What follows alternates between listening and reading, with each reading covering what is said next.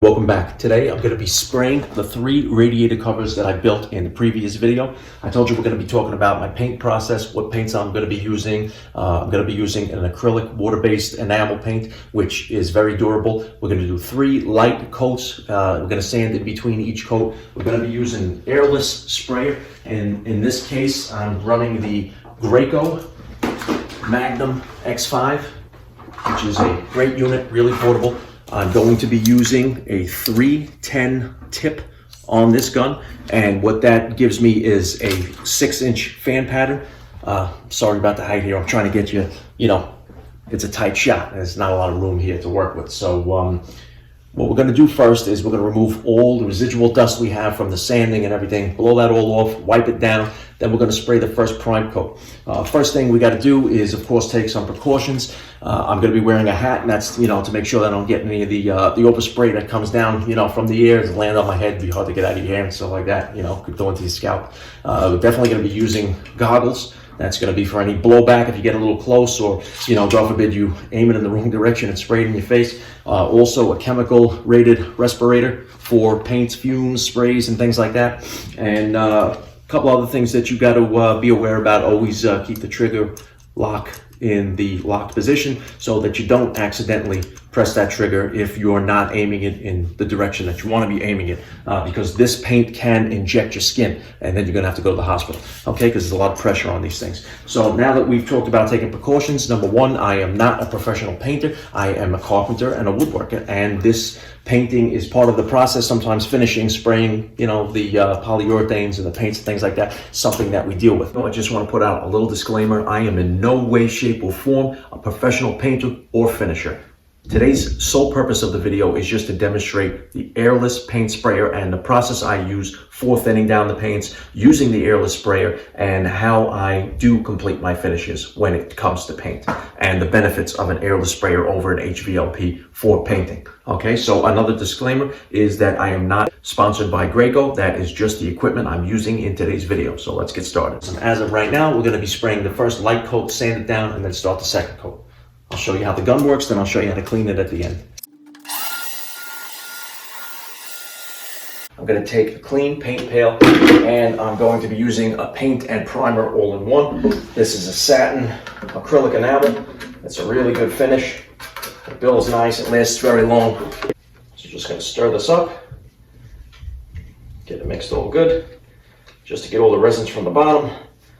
And this is not as important right now as it will be after we get it in the bucket, because we're going to slightly thin it down with just a little bit of water. We don't want to thin it too much, just enough to spray a very fine coat.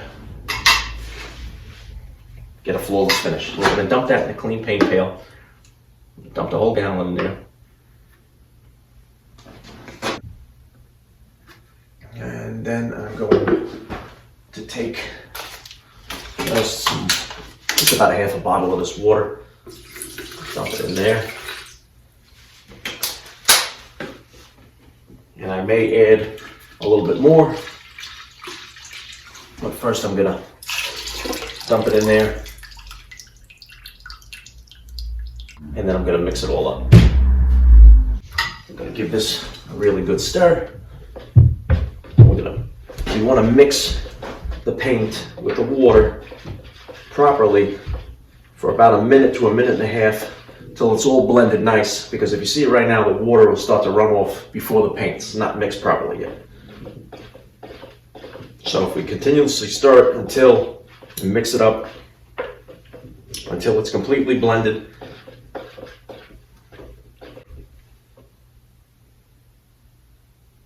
Okay, that's about where I want it.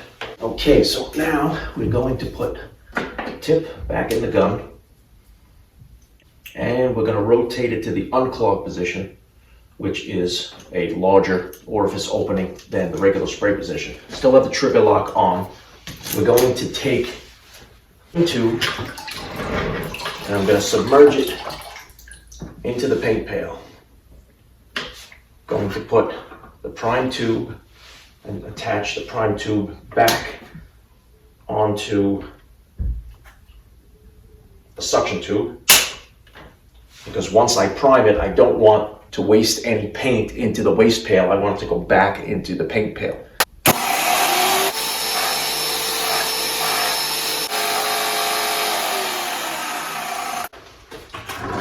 Now I'm going to take the trigger lock off of the gun, put it into the spray position, going to squeeze the trigger, then turn on the machine until the paint comes out.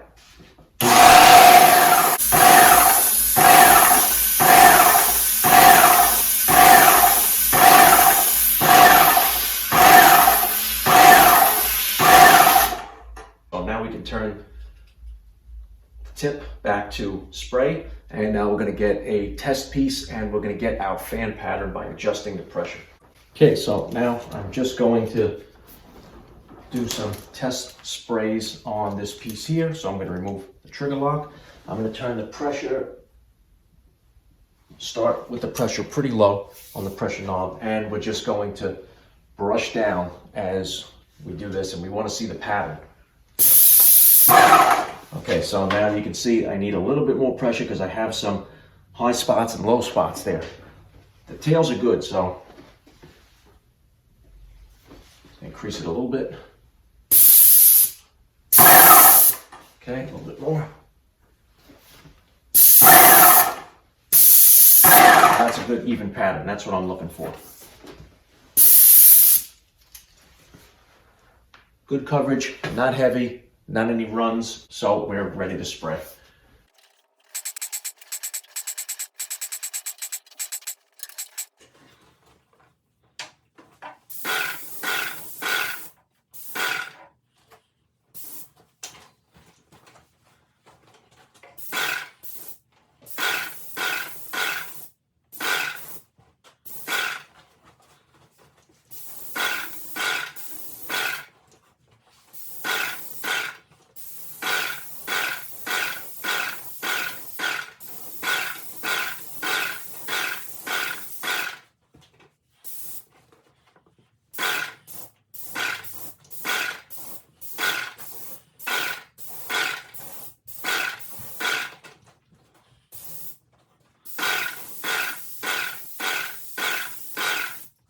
Okay, so now I've primed all three, and now I put the trigger lock back on the gun. I'm gonna hang this off to the side, just wipe this off, and I should be able to sand this down roughly in 20 minutes to a half an hour. Since it's water-based, it dries really quick. So what I'm gonna do for the time being, put a damp rag over the paint bucket so it keeps the moisture in and the paint doesn't start to cure out.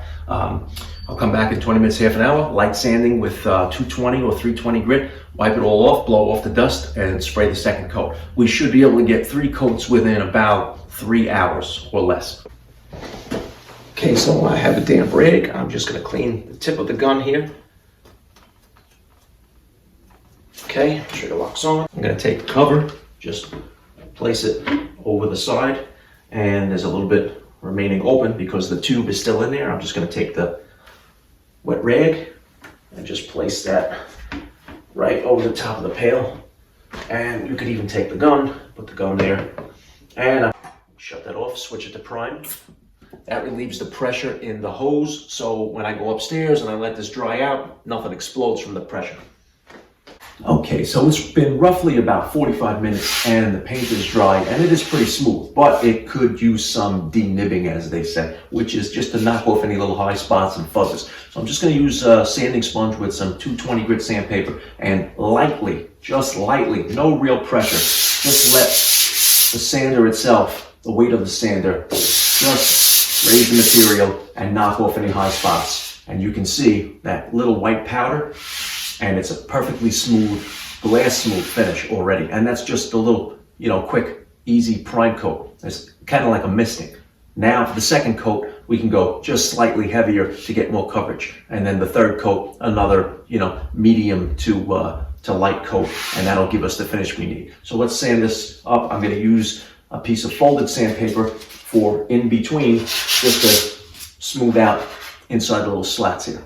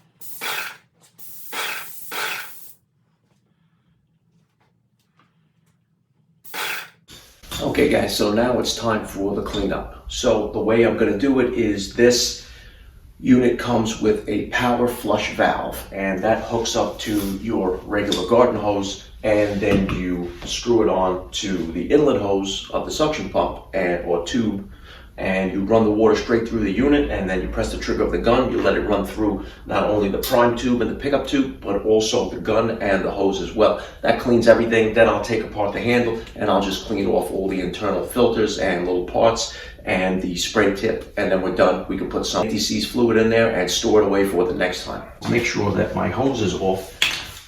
I'm going to take the pickup tube out of the paint. I've already depressurized the system. I'm going to let it drain a little bit back into the pail because there is a lot still in there. Lifting the spray pump up to prime will release the pressure and let any residual paint that's in the tube and in the pickup screen back into your paint pail. Okay. Put that in. And what we're going to do now is screw on the power flush valve.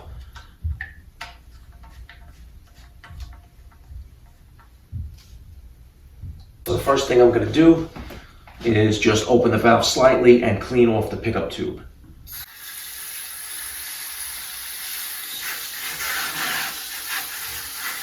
We're going to take the screen off.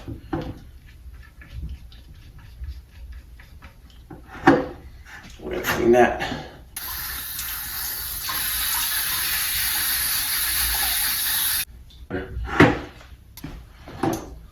With the lock on, I'm going to remove the spray tip. Clean that off. Let's put that to the side.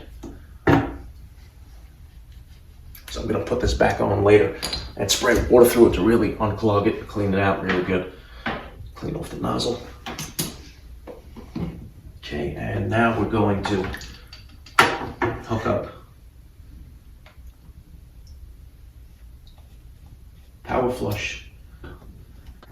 So the first thing I'm going to do, because I'm going to be still flushing out some paint, I'm going to keep it in the prime mode, and I'm going to open the power flush valve and flush whatever paint is left in the tube. And you'll see I have it prime. There's still a lot of paint in there. Okay, now I'm going to flush it out because clean water is coming out, so I'm going to flush it into a drain pail. I'll let it run for about a minute or two. Okay, I have clean water coming out of there. Now I'm going to switch it to spray. But first, I'm going to release the nozzle trigger lock. I'm going to aim it in the pail, and I'm going to squeeze the trigger before I turn it on. Press this down to spray. And we're going to first spray it in here, and you'll see paint is going to come out of the gun. Now, once I start to see water coming out of the gun, instead of the paint, I'll bring it into the waste pail and clean it out.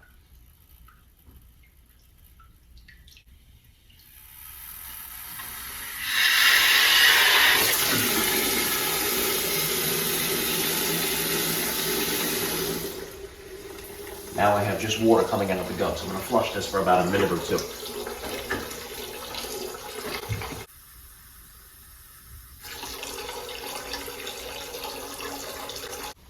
Okay, now the tip is mostly clean. However, what I like to do is put it back in because it still does have some residual paint left in the orifice. So let's put the trigger lock back on. And I'm going to turn it to the unclog.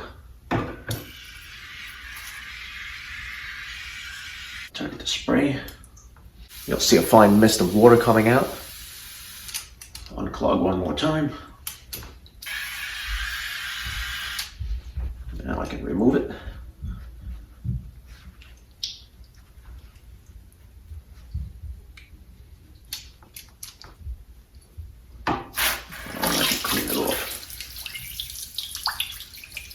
And I'm going to remove the power flush valve assembly again.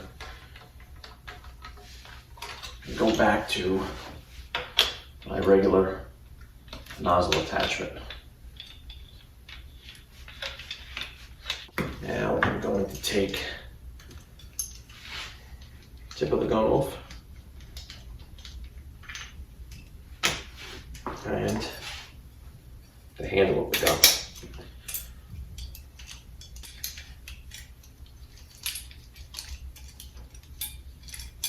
By unscrewing this top piece,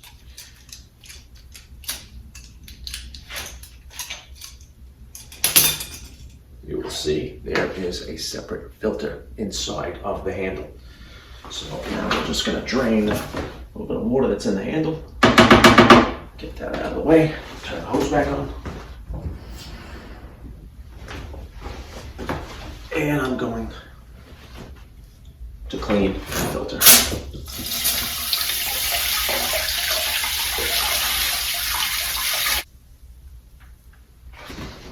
Put that to the side. That's it.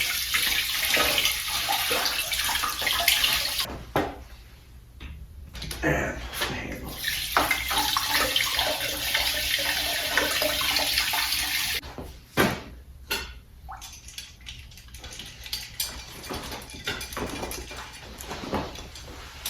And now I can reinstall them in the reverse order.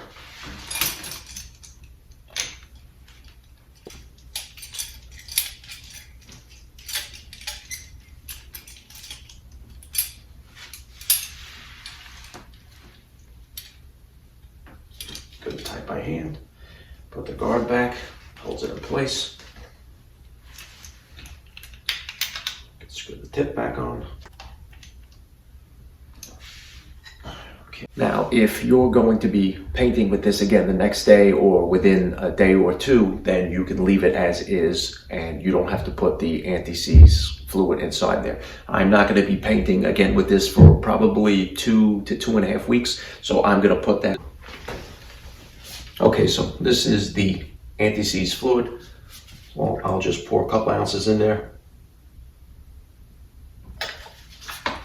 And I will put the drain tube into the waste pan and turn it on to prime. And as soon as I see blue come out of the drain tube, I shut it off.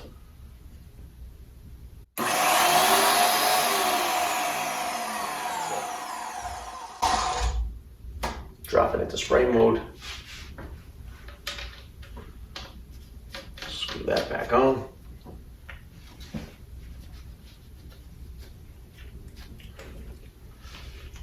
Clip that back on.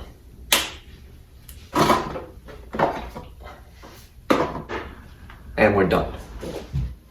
Okay guys, well, so the final part of this paint job on this project is to hit it with 2000 grit sandpaper, and that's just a light passing with just the weight of your fingers barely, just to knock off and denib any little high spots or any rough spots or anything that might have been caused by any little of the overspray that might have fallen on it or anything from spraying 3 of them in one small area like that.